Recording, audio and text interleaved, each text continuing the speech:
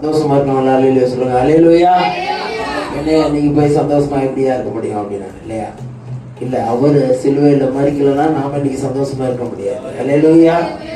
நம்முடைய உபவாசம் கூட நம்ம முகத்துல தெரியக்கூடாதுன்னு சொன்ன ஆண்டவர். அல்லேலூயா. நம்ம உபவாசம் இருக்கிறோம்னா அது வெளியில யாருக்கும் தெரியக்கூடாதுன்னு சொன்ன ஆண்டவர். சரி, கர்த்தர் உங்களை ஆசீர்வதிப்பாராக.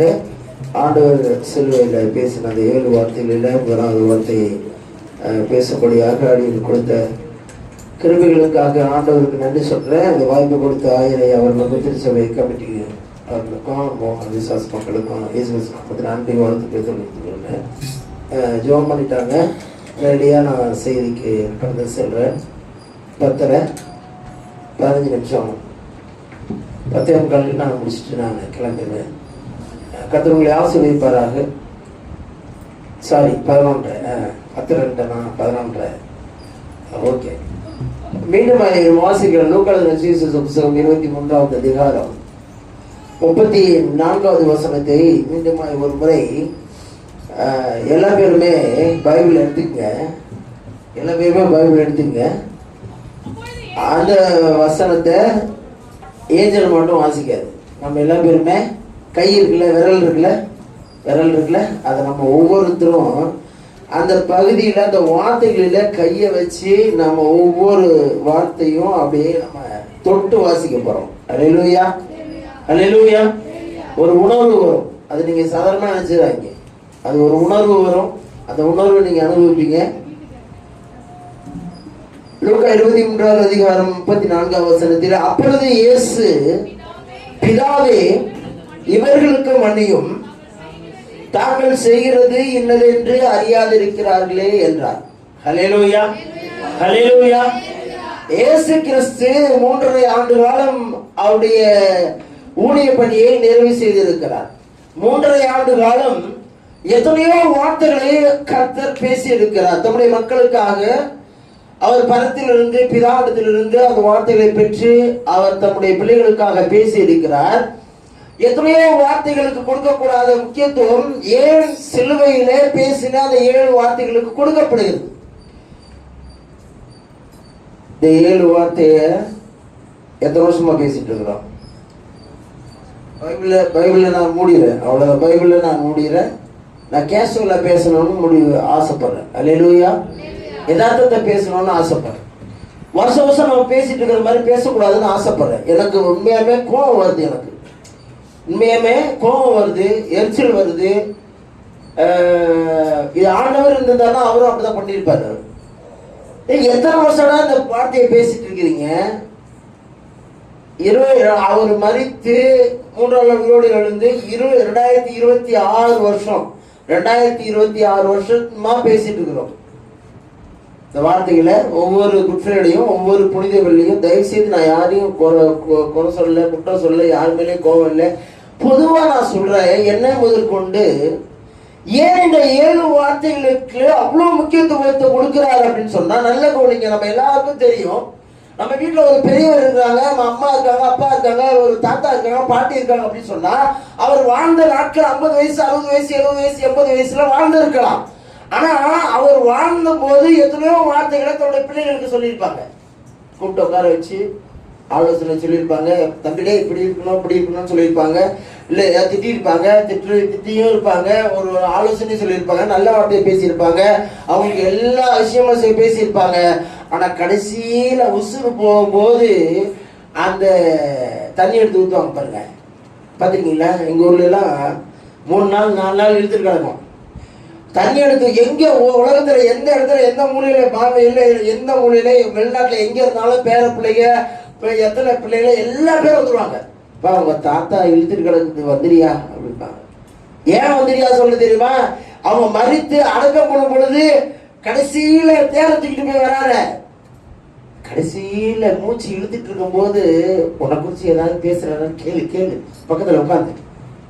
அந்த கணவனோ மனைவியோ அந்த பிள்ளைகளோ அந்த கடைசியில எனக்கு எதனா ஆசீர்வாதம் வார்த்தை சொல்லுவாங்களா, இல்லை எனக்கு எதனா சொல்லுவாங்களா, குடும்பத்துக்கு எதனா சொல்லுவாங்களான்னு சொல்லி அந்த வார்த்தைகளுக்கு இறுதியிலே அந்த ஒவ்வொரு மனிதனும் சாதாரண ஒரு மனிதன், நான் சொல்றேன் சாதாரண மனிதனாக இருப்பவன் இறுதி மூச்சிலே பேசக்கூடிய வார்த்தைகளுக்கு முக்கியத்துவம் கொடுக்கிறார்கள் என்று சொன்னால் நம்முடைய பரம ஆண்டவர் சிலுவையில பேசின அந்த வார்த்தைகளுக்கு ஏன் முக்கியத்துவம் கொடுக்க மாட்டோம்? என்ன செய்ய சொன்னாரு? பெருசா ஒரு பெரிய மலையை, திருச்சியில மலையை பேர்த்துட்டு வந்து நம்ம இந்த மனிதர்களை வச்சிருந்து சொல்றாரா? சொல்லல. நம்ம செய்யக்கூடிய ஒவ்வொரு செயல்களை தான் அவர் சொல்றாரு. இதெல்லாம் செய்யல அப்படின்னு சொல்றாரு. முதல்ல அவர் மன்னிப்ப சொல்றாரு. அவர் பேசும்போது அந்த லூக்கா 23:34 அதுதான் நான் ஒரு விஷயம் சொல்றேன். நான் அது அடுத்தடுத்து 2வது வார்த்தை 3வது வார்த்தைகள் நான் 7 வார்த்தைகளை பேசக்கூடிய இன்னைக்கு திரளான இன்னைக்கு ஒரு கேத்தலிக்காரோட சிஎஸ்ஐ இசிஐ லட்சக்கணக்கான மக்கள் கூடுற சபையில பேசுற வார்த்தைகளை போல இருக்கக்கூடாது. நம்ம என் கம்மியான தேவை பிள்ளைய நான் ஒரு விஷயத்த நான் சொல்றேன். இது 7 வார்த்தைகளுக்கு உங்களுக்கு மனசுல ஒவ்வொரு இருதயத்துல உறுத்திக்கிட்டே இருக்கணும். இதை எப்படியாவது செய்யணும், இதை எப்படியாவது செய்யணும். பாரம்பரியமாக இல்லை, ஆண்டவர் பாரம்பரியமா என்ன தேடாதுன்னு சொல்றாரு. உணர்வு பூர்வமா தேடணும். இந்த வார்த்தைகளை செயல்படுத்தி காட்டணும். அல்லேலூயா, அல்லேலூயா. செயல்படுத்தி காட்டணும். எங்க இருக்கு மன்னிப்பு? கணவன் மனைவிக்குள்ள மன்னிப்பு இல்லை.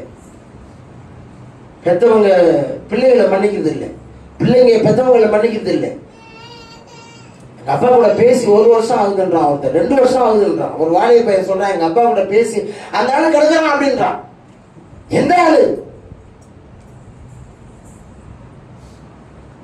தோல்ல சுமந்து உனக்கு சின்ன வயசுல பேசக்கூட முடியாம இருக்கும்போது, உனக்கு எப்படி பேசுறது தெரியாம இருக்கும்போது, உங்க அம்மா அப்பா உனக்கு பெற்று வளர்த்து ஆளாக்கி நீ ஒரு நேரத்துல பிடிச்சு வந்து இழுத்துட்டு கிடக்கும் போது தூக்கிட்டு ஓடுறான். எப்படி அந்த ஆளு பேசுறதுக்கு ஏன் அதை தடுக்குது? கணவன் மனைவியோட பேசுறதுக்கு ஒரு 6 மாசம் ஆகுதான், 1 வருஷம் ஆகுது. யாரு இன்டர்மீடியட் அப்படின்னு சொன்னா, பெத்த குழந்தைய ஒரு ஸ்லேட் வச்சு குழந்தையுடைய ஸ்லேட்ல உங்க அப்பாட்ட என்ன வாங்கிட்டு வர சொல்லு. யார் தூது அனுப்புறான் அப்படின்னு சொன்னா, குழந்தைய தூது அனுப்புறான், புருஷன்கிட்ட பொண்டாட்டிட்ட தூது அனுப்புறான். என்னடா சண்டை அப்படின்னு சொன்னா, ஒண்ணுமே இல்லை, ஏதோ ஒரு கோபத்துல கணவன் மனைவியை திட்டு இருக்கலாம், மனைவியை கணவன் திட்டு இருக்கலாம். போய் பாருங்க, எத்தனை கோர்ட்ல எத்தனை டிவோர்ஸ் போய் நிக்குது, எத்தனை போலீஸ் ஸ்டேஷன்ல, எத்தனை கோர்ட்ல. விசேஷமா ஆணுடைய பிள்ளைகளை ஆணுடைய சமூகத்துல ஆண்டவரை ஏற்றுக்கொண்டு சபைக்கு போய் ஆணுடைய வார்த்தைகளை கேட்டு பரம்பரையா கிறிஸ்தவ சொல்ற குடும்பத்துல போய் நிக்குது. போய் பாரு. கல்யாணத்தை ஜாம் பண்ணி வைக்கிறான், 3 மாசத்துல படி தூக்கிட்டு வந்துருது. என்னன்னா சண்டை ஒண்ணுமே இல்ல, ஒரு சின்ன பிரச்சனை. ஏன் விட்டு கொடுக்க முடியல? ஏன் நீ சாரி கேட்க முடியல? கணவன் தானே. எப்படி கையை பிடிச்சு நின்று இங்க எப்படி நின்ன? நான் என் ஜீவன் உள்ள வரை அவனை கைவிட மாட்டேன், என் ஜீவன் உள்ள வரை அவனை விட்டு பிரிய மாட்டேன். எல்லாத்தையும் சத்தியம் பண்ணி கொடுக்குற, 3 மாசத்துல படி தூக்கிட்டு வந்துடுற. என்ன பிரச்சனை? ஒண்ணுமே இல்லை. யார் கோவப்பட்டிருந்தாலும், என் மனைவி கோவப்பட்டிருந்தாலும், கணவன் கோவப்பட்டிருந்தாலும் ஒரே விஷயம் தான், மன்னிச்சுக்குங்க. ஏன் பேசாம இருக்க? பேசு. ஆண்டவர் சொல்ற, கோபம் சூரியன் அஸ்தமிக்கும் வரை அதுக்குள்ள ஒரு தனியை கிடக்குதுன்றது. அப்பதான் நிம்மதியை நைட்ல தூங்க முடியும். அல்லேலூயா, அல்லேலூயா.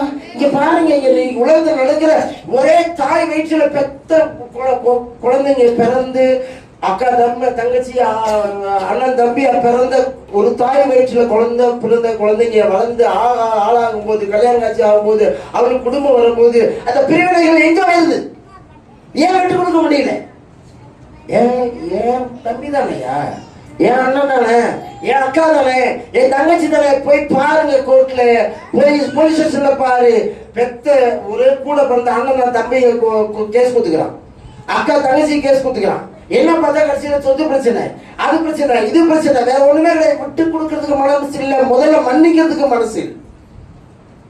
இன்னும் ஒரு விஷயம், நான் ஒரே விஷயம் சொல்றேன்.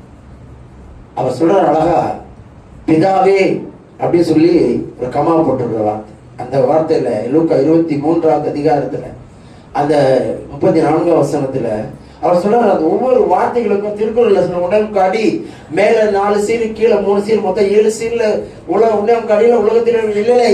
ஆண்டோட இயேசு கிறிஸ்துவுடைய பைபிள்ல பரிசுத்த வேதாகத்துல ஒவ்வொரு கமாவுக்கும் ஒவ்வொரு புள்ளி ஸ்டாப்புக்கும் ஒரு அப்போஸ்தலர் கமாவுக்கும் அர்த்தம் இருக்கு. அல்லேலூயா. பிதாவேன்னு சொல்லும் போது கமா போட்டிருப்பார். அவர் அழகா சொல்றார், என்னைக்குமே நன்றி மறக்காம இருக்கிறார் அவர். அல்லேலூயா. பிதாதான் குமாரனை அனுப்பினார். யோவான் 3:16 வாசிக்கும் பொழுது, தேவன் தம்முடைய ஒரே பேரான குமாரனை விசுவாசிக்கிறவர்களோ அவன் கெட்டு போகாமல் இவ்வளவாய் உலகத்தை அன்பு கூர்ந்து தம்முடைய குமாரனை அனுப்பினதால அன்பு உண்டாகி இருக்கிறது. அல்லேலூயா, அல்லேலூயா. நேற்று அவர் ஐயா பேசும்போது அந்த வார்த்தையை வாசிக்கும் போது யோவான் 13வது அதிகாரத்துல 3வது வசனத்தை தெளிவான வார்த்தை அழகா சொல்றாருங்க. நான் சொல்றேன் பாருங்க. பிதா தம்முடைய கைகளிலே எல்லாவற்றையும் ஒப்பு கொடுத்தார் என்பதையும், நான் பிதாவிடத்திலே வந்தேன் என்பதையும், நான் பிதாவிடத்துக்கு திரும்பி போவேன் என்பதையும் இயேசு அறிந்து, that is the point. எப்படி பெத்த தாய் தகப்பட வயசாகி போச்சு, அந்த மோஷனையும் அந்த யூரினையும் யார் அழுறதுன்னு சொல்லி எங்கேயோ கிடக்கிற நாய்க்குட்டியை கூட்டு அந்த ஏசி ரூம்ல உட்காந்து பக்கத்துல படுக்க வச்சுக்கிற நீங்களும் நானும் பெத்த தகப்பன தாயை கொண்டு போய் அனாதை ஆசிரமத்துல சேர்த்து வச்சு மாசம் ஆனா 1ஆம் தேதி எனக்கு சம்பளம் வந்தோடனே நான் அவங்க ஆசிரமத்துக்கு தேவையான அந்த எங்க அம்மா தங்கி இருக்கிற இடத்துக்கு, எங்க அப்பா தங்கி இருக்கிற இடத்துக்கு நான் வந்து அவங்கள அனுப்பிச்சு விட்டுறேன், காசு அனுப்பிச்சு விட்டுருவேன்னு சொல்றியே, எங்க இருந்து வந்தது? அது யார் சொல்லி கொடுத்தது? அவர் சொல்றாரு அங்க அழகா எல்லா இடத்துலயும் நம்ம பாருங்க, பரமண்டலங்களில் எங்கள் பிதாவை கர்த்தருடைய ஜெபமே பிதாவிடத்துல வந்து ஆரம்பிக்குது. நான் கடைசியில் முடிக்கும் போது இயேசுவின் நாமத்தினாலே பிதாவின் முடிக்கிறோம் இல்லைங்களா? அப்போ அவர் ஒரு நேரத்திலையும் அற்புதங்களை அநேக அதிசயங்களை நடந்து போகும்போது அவருடைய வஸ்திரத்தை தொட்டு சுகமானவர்கள் இல்லை, அநேக ஆசீர்வாதங்கள் அநேக அதிசயங்களை செய்த ஆண்டவர். செத்து போய் மரித்து 3ஆம் நாள் நாரி போன லாசரு உயிரோடு எழுப்பின ஆண்டவர். ஒவ்வொரு அதிசயங்களும் உங்களுக்கு எனக்கு தெரியாது இல்லை, ஆனா எந்த இடத்துலையும் நான் தான் அப்படின்னு காலத்துக்கு விட்டதே இல்லை. எல்லா நேரங்களிலும் எல்லா இடத்துலையும் எல்லா நாளும் ஒவ்வொரு நாளும் எல்லா ஊழியங்களையும் முடிச்சு போய் பிதாவிடத்திலே தனிமைகளை இருந்து அவர் ஜெபிப்பதை ஒரு நாளும் மறந்ததில்லை. அல்லேலூயா, அல்லேலூயா. எங்க இருந்து அது வந்துச்சு? அது பாருங்க, இவர்களுக்கு மன்னியும். யார மன்னிக்க சொல்றாரு? காரி துப்பி கண்ணத்தில் அடிச்சு ஆணிகள் அடிக்கப்பட்டவன, சாட்டையில அடிச்சவன, 39 கசேரிகள் ஆக்ஸ்போர்ட் பள்ளியில மாணவர்கள் இன்னைக்கு ரெக்கார்டுல சொல்லியிருக்காங்க.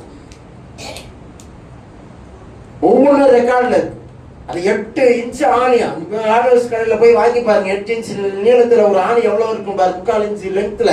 அது சொல்றாரு 17 முள்ளு, ஒவ்வொரு முள்ளு 1 இன்ச்சு அளவுல சொல்றாரு. 17 மணி நேரம் தண்ணி இல்லையா, இரவு முழுவதும். அவர் கெசுமலை தோட்டத்துல கடைசியா அவர் ஜெபம் பண்ணி இருக்கும்போது கைது செய்யும் பொழுது இரவு 1 மணின்னு சொல்றாரு. அப்போ 1 மணிலிருந்து காலையில வரை கடைசியில 8:30 மணி வரைக்கும் அவர் 9 மணிக்கு மேலதான் அவர் சிலுவை சுமக்கிறார். அது அப்போ 8:30 மணி வரைக்கும் கிட்டத்தட்ட காய்வாவில் இருந்து பிராத்து வரை 6 முறை விடிய விடிய விடிய அவர் விசாரணைப்படுத்தப்படுகிறார். ஒரு துணியை முடி ஒருத்த கொட்டுறான், ஒருத்த காலை துப்புறான். நான் ஒரு விஷயத்தை நான் இங்க பதிவு செய்ய விரும்புறேன். மன்னிக்க சொல்றீங்க கரெக்ட்.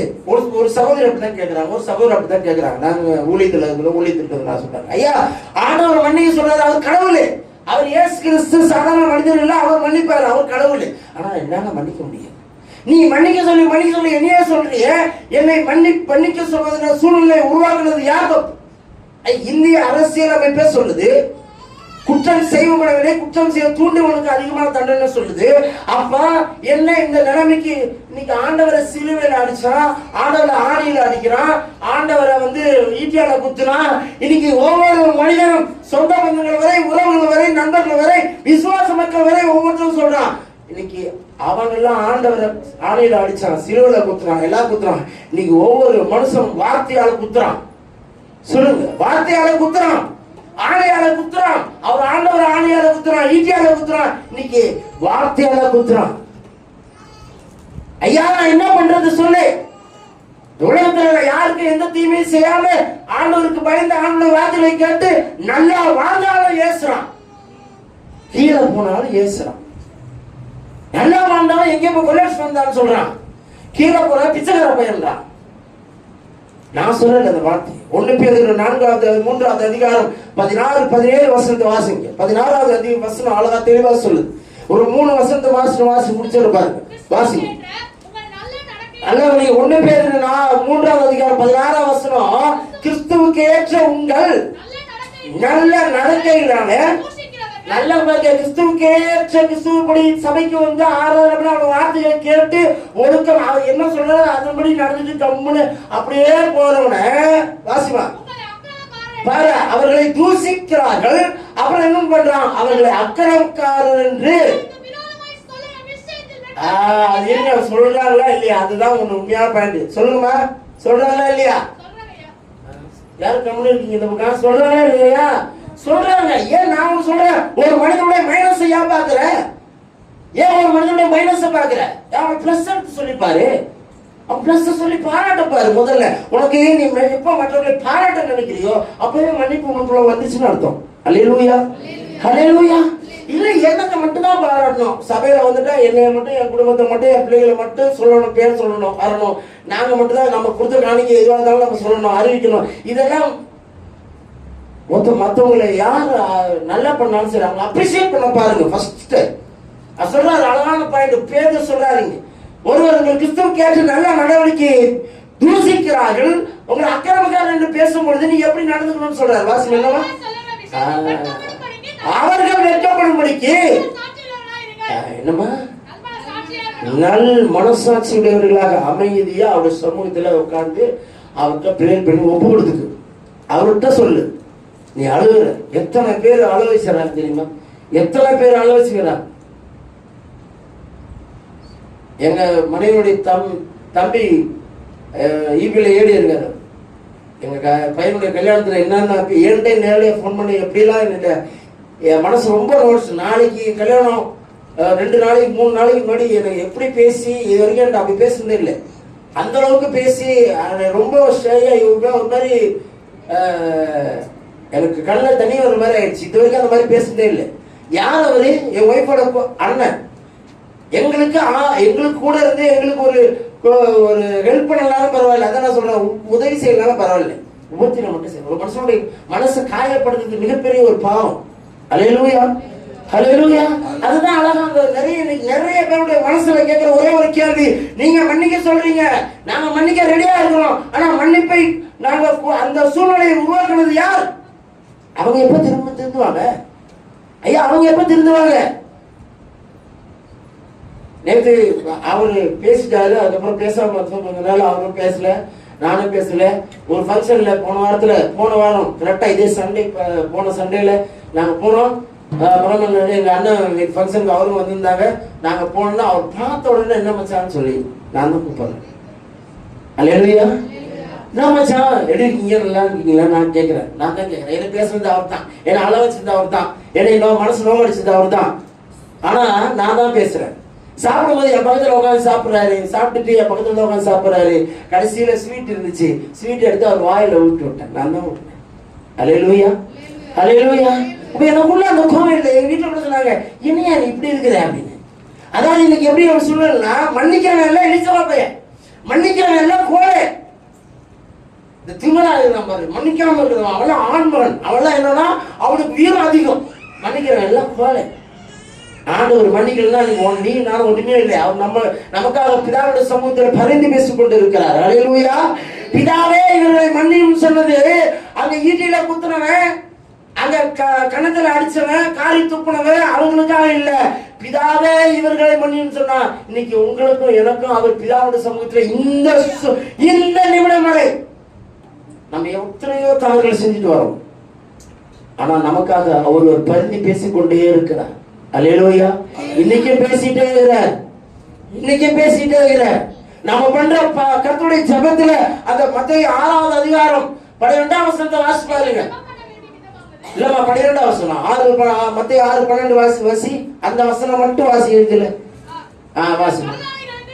நல்ல அழகான ஒரு வார்த்தை, எங்கள் கடனாளிகளுக்கு நாங்கள் மன்னிக்கிறது போல எங்கள் கடன்களை மன்னியும். எனக்கு ஒரே ஒரு கொஸ்டின், எங்கள் கடனாளிகளுக்கு நாங்கள், நீங்க எங்க கடன் வாங்கிருக்கீங்க? இந்த வார்த்தை என்ன சொல்லுது? இந்த வார்த்தையில எங்கள் கடனாளிகளுக்கு நாங்கள் மன்னிக்கிறது போல எங்கள் கடன்களை எங்களுக்கு மன்னியும். நாம எப்ப ஆண்டு விட்டு லட்சமா வாங்கணும், கடன் கொடு கொடியா வாங்கிக்கிறோமா? இல்ல நாம யாருக்கு இருந்தா கூட இருக்கும் உள்ளதான். அந்த அம்மா ஸ்கூலுக்கு எடுக்கிறதுக்கு வரும், நாங்க அனுபவிச்சுக்கிறோம். எத்தனையோ இல்லை, சொந்தக்காரர் இருந்து எல்லாத்தையும் அனுபவிச்சுக்கிறோம். ஸ்கூலுக்கு கட்டுறது ஒரு ஏதோ அவசரமா வர இருந்தா எடுத்து கொடுத்தா இருந்தா கொடுங்க. நான் சொல்றது அதுக்காக. அப்படி இருந்து உள்ள வச்சுக்கிட்டு பியூரோ பூட்டி வச்சு சாவியை உட்கார வச்சுட்டு உள்ள வச்சுட்டு, ஐயோ சிஸ்டர் நேத்து தான் நீங்க நேத்து கேட்டிருக்க கூடாது. என்ன நேத்து வந்து அவங்களுக்கு எழுதி அவங்க பேர்ல போட்டு கட்டை எடுத்து உள்ள நம்ம 500 ரூபாய் கட்டை எடுத்து உள்ள போட்ட மாதிரி 50 ரூபாய் கட்டை அதே வாயத்து வந்தா பச்சை பொய். அதுவும் நாம தான். ஹல்லேலூயா ஹல்லேலூயா சொல்லுவோம். அவ இங்க என்ன விஷயம் நாங்க சொல்றது அப்படின்னு சொன்னா, எங்கள் கடனாளிகளுக்கு நாங்கள் மன்னிப்பு. என்ன கடன் சொல்றாரு தெரியுமா? நாம் யாரிடத்துலயாவது கோபமோ கசப்போ வைராக்கியமோ விரோதமோ வச்சிருந்தா அதுதான் கடன். ஹல்லேலூயா. நான் சொல்றேன் எபேசியர் 4:31 வாசிங்க. எபேசியர் 4:31 வாசி.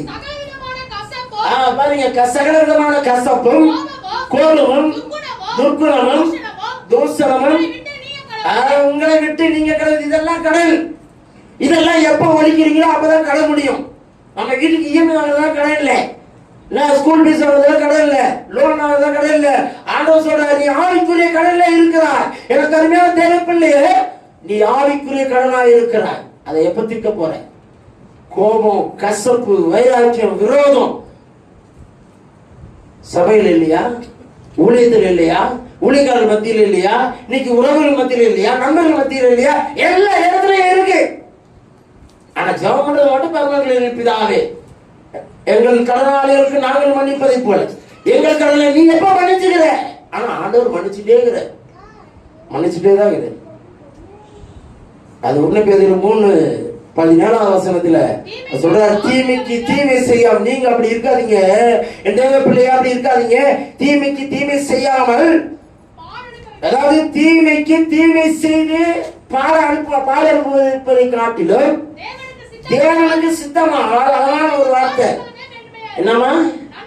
நன்மை செய்து நீ பாட அனுப்பி வைப்பினா, நல்லது செஞ்சுக்கிற, மற்றவங்களுக்கு நல்லது செஞ்சுக்கிறான், அவன் தான் யாருக்கு நீ நல்லது செய்யறியோ அவன் தான் உனக்கு விரோதம் எழுப்புவான், உன்னை தோசிப்பான், உனக்கு அக்கறங்கரன் பேசுவான். ஆனா ஆண்டவரே ஸ்தோத்திரம்னு சொல்லிட்டு போயிட்டே இரு. அப்படி சொல்லிட்டு மன்னிப்பு தன்னால அவங்களுக்கு வந்துடும். அது மாத்திரம் இல்ல, நீ இதெல்லாம் விடாம இந்த கடனை மனசுக்குள்ளேயே கோபம் கசப்பு வேறாக்கி இதெல்லாத்தையும் மனசுக்குள்ள வச்சுட்டே இருந்தீங்கன்னா உனக்கு பிபி ஏறும். அல்லேலூயா. என்னமா பிபி ஏறும்? நீ அண்ணன் இருந்து முன்னோர் ஆகும். அந்த சிஸ்டர் நம்ம இப்படி சொல்லிட்டாங்க, அந்த அண்ணன் இப்படி சொல்லிட்டான், நல்லா தான் இருக்கும், நார்மலா இருக்கு பிபி. 89 to 120 வரைக்கும் தான் இருக்கும். அது யாரு நீ உன்னை கோபப்படுத்தி, யாரு உன்னை தூசிச்சு, யாரு உன்னை பேசி மனசு கஷ்டப்படுத்தி அழ வச்சானோ திடீர்னு அவனை நினைச்சிருவேன். நினைச்ச உடனே பிபி எங்க இருந்தா ஏழுன்னு தெரியாது. 300 400 500 போய் காது கை இழுத்துட்டு போய் ஐசியூல இருக்கிறது நீதான். அவன் இல்லை, அவன் நல்லா இருப்பான், ஜாலியா இன்னும் 4 தூசிட்டே இருப்பான். என்னப்பா செஞ்சு அந்த அங்க போய் படுத்து கிடக்குறான்னு சொல்லி இன்னும் பேசிட்டு தான் இருப்பான். அதுக்காக எனக்கு அருமையான தேவ பிள்ளைய ஆண்டவர் சொல்ற ஒரே விஷயம்தான். எபேசியர் 4:32 வாசிச்சு அழகா சொல்றாரு இங்க. அவ்வளவுதான். ஒருவருக்கொருவர் தயவாயும், நல்ல கவனிங்க, ஒருவருக்கொருவர் தயவாயும் மன உருக்கமாயும் இருந்து கிறிஸ்துவுக்குள், அழகா சொல்றார், கிறிஸ்துவுக்குள் அவர் உங்களை மன்னித்ததை போல நீங்கள் ஒருவரை ஒருவர் மன்னியுங்கள். கர்த்தர் தாமே இந்த வசனங்களை ஆசீர்வதிப்பாராக.